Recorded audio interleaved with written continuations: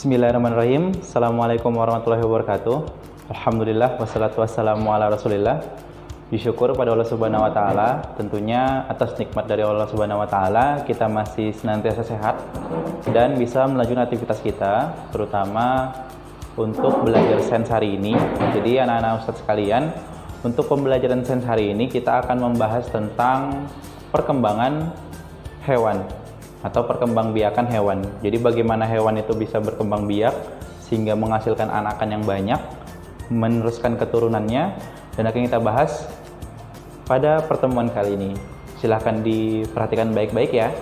Jadi untuk materi perkembangbiakan hewan hari ini ya, kita akan membahas diantaranya tentang yang pertama, kita akan kembali mengulang tentang fungsi perkembangbiakan.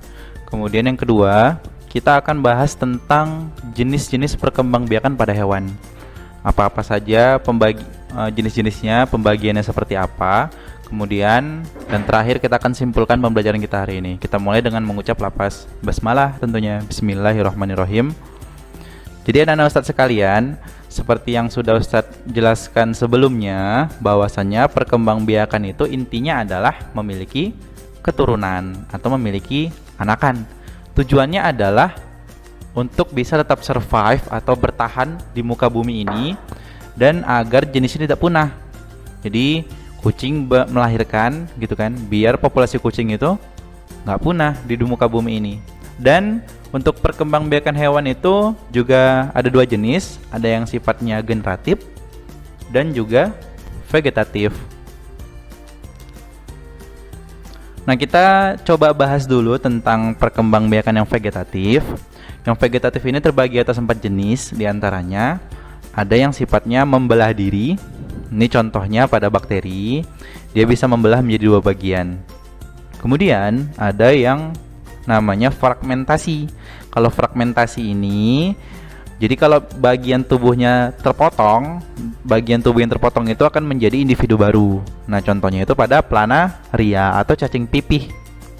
Dan kemudian ada yang secara tunas. Kalau tunas ini dia kayak membentuk cabang dari tubuhnya, kemudian memisahkan diri dan menjadi anakan yang baru. Contohnya hydra. Nanti kita juga akan bahas di slide selanjutnya. Kemudian ada parthenogenesis. Kalau parthenogenesis ini tanpa melalui proses perkawinan. Contohnya adalah lebah dan juga komodo. Oke, kita coba bahas yang pertama dulu, yang membelah diri. Nah, jadi membelah diri ini contohnya adalah bakteri. Dan bakteri ini membelah dirinya cepat banget gitu ya, cepat banget.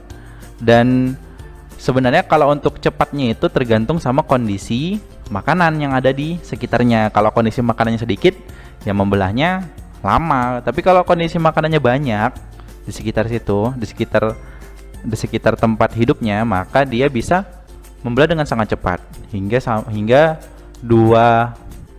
membelah 2 kali dalam 1 menit, bahkan lebih.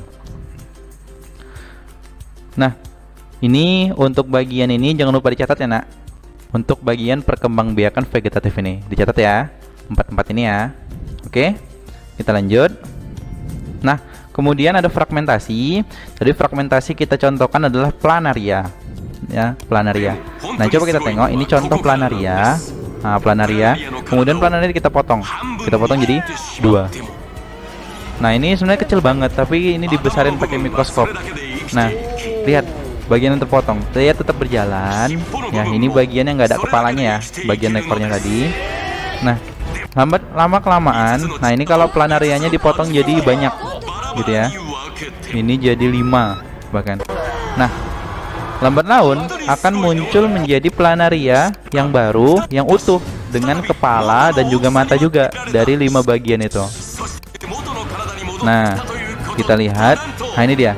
Setelah sekitar 3 sampai dengan 5 hari, maka akan muncul planaria yang baru dari hasil pemotongannya tadi. Unik kan? Nah, ini contohnya. Oke, kemudian kalau yang tunas ya. Kalau tunas ini kayak ibarat dia mengeluarkan anakannya dari tubuhnya. Coba kita lihat, ini contohnya Hydra. Hydra. Hydra itu Hydra adalah is one of the simplest jenis sedentary makhluk hidup yang ada di air freshwater tawar. organism, Dia about kecil 1 juga. centimeter long. Bentuknya seperti It has a bunga tubular laut. body Nah, with a coba basal kita discal lihat. attachment and a Jadi free Hydra distal ini or oral end Dia hairy kemudian tube. memunculkan cabang At the time dari of asexual tubuhnya, reproduction, dari badannya, small buds appear on yang the bahasa body Inggrisnya wall. itu bud. Kemudian dari cabang itu Opens at its free, akan muncul followed mulut by the tentacles seperti at mulut, the- kemudian muncullah bentuk yang hampir sama seperti induknya. The newly Dia developed juga punya Hydra tentakel. emerges from Nah, the kemudian parent body terlepas dan lengket di batuan dan jadilah anakan Hydra tersebut. Kita lanjut lagi. Untuk partenogenesis, nah ini cukup unik karena seperti mengingatkan kita akan kisah dari Nabi Isa yang atas izin Allah ibunya Maryam bisa melahirkannya tanpa adanya ayah gitu ya. Nah, coba kita lihat di atas kuasa Allah Maryam itu bisa hamil tanpa adanya suami. Nah, Pada usia ini sekitar 20 kita hingga contoh 40 misalkan hari, pada Mbah Ratu bakal lebah. kawin dengan sekitar 10 Gitu ya, hingga pada 20 lebah. sekaligus. Nah, Oke, kalau pada lebah sekaligus kita lihat. dibandingkan Jadi dia. lebah itu kan Sel sperma kondisinya dari para kan lebah ada yang jantan lebah bakal ratu, ditampung di organ kemudian khusus pada lebah ratu. ada lebah jantan. Jadi lebah ratu inilah yang biasa menghasilkan anakan dari koloni lebah. Digunakan Nah, jadi untuk bertelur. setelah ratu itu kawin dengan si jantan, Telur kemudian sumbernya. ada nanti telur Ada yang dua jenis telur yang dihasilkan lebah ratu. memiliki gen dari si Telur yang jantan, dibuahi lebah jantan ya kan? akan menjadi lebah maka betina dia alias akan lebah menghasilkan betina. lebah betina. Yang kedua, Kalau dia telur nggak yang ada tidak dari dibuahi gen si akan menjadi jantan, lebah maka jantan. dia akan menghasilkan Dan lebah ratu. lebah jantan. Nah, itu sifat dari lebah. Jadi lebah itu dia bisa menghasilkan. Jadi kalau misalkan ratu lebah itu nggak kawin, maka dia tetap bisa melahirkan, tapi melahirkan lebah jantan. Nah, dapat memilih kemudian telur contoh yang lain ada komodo. Kalau komodo ini dia kondisinya ketika dia tidak menemukan jantannya dalam waktu lama, hampir sekitar 10 sampai 15 tahun, maka dia bisa menghasilkan anakan tanpa harus kawin dengan si jantan. Nah, menurutmu apakah hewan betina itu bisa melakukan partenogenesis dikarenakan nggak bertemu dengan hewan jantan yang lama? Ini maksudnya yang lain ya, selain komodo ya. Bisa nggak menurut kalian? Jawabannya, ya nggak bisa. Itu hanya hewan tertentu saja. Dan biasanya hewan-hewan ini yang bisa seperti ini adalah hewan-hewan yang kondisinya itu sudah cukup lama di muka bumi ini. Kemudian kondisinya itu sudah endemik ataupun sudah langka. Nah, itu hewan-hewan seperti itu. Dan itu pun dia bisa seperti itu ya, bisa jadi karena faktor dari makanan-makanan yang dimakannya. Gitu ya, Nak ya. Oke, kita lanjut perkembangbiakan generatif. Kalau generatif itu ada 3 ya. Kita sudah pernah bahas dulu mungkin di kelas 4 mungkin ya. Bahwasannya untuk yang generatif ini ada 3 jenis. Ada vivipar, ovipar, dan ovovivipar. Nah, kita lihat yang vivipar. Ini contohnya pada kucing. Kita lihat kucing melahirkan. Nah, jadi melahirkannya itu dia, kalau kucing dia memang ketika mengandung itu akan menghasilkan anakan kucing yang banyak gitu ya. Karena memang untuk rahim si kucing ini dia punya cabang yang banyak sehingga bisa menghasilkan anakan yang banyak. Nah, kita lihat. Jadi bentuknya langsung keluar ya, tanpa cangkang gitu ya. Untuk anak kucing ini. Nah, jadi memang kalau untuk yang vivipar ini kebanyakan terjadi pada hewan mamalia, hewan menyusui, gitu ya. Ini dicatat ya, Nak ya, untuk perkembangbiakan generatif ini ya. Oke, nah kita lanjut. Sedikit lagi kok. Untuk ovipar, ini contohnya pada ayam, kelompok unggas gitu kan. Nah, ini contohnya ayam. Kita lihat ayamnya melahirkan, ayamnya bertelur ya. Nah, dia ngasilin telur.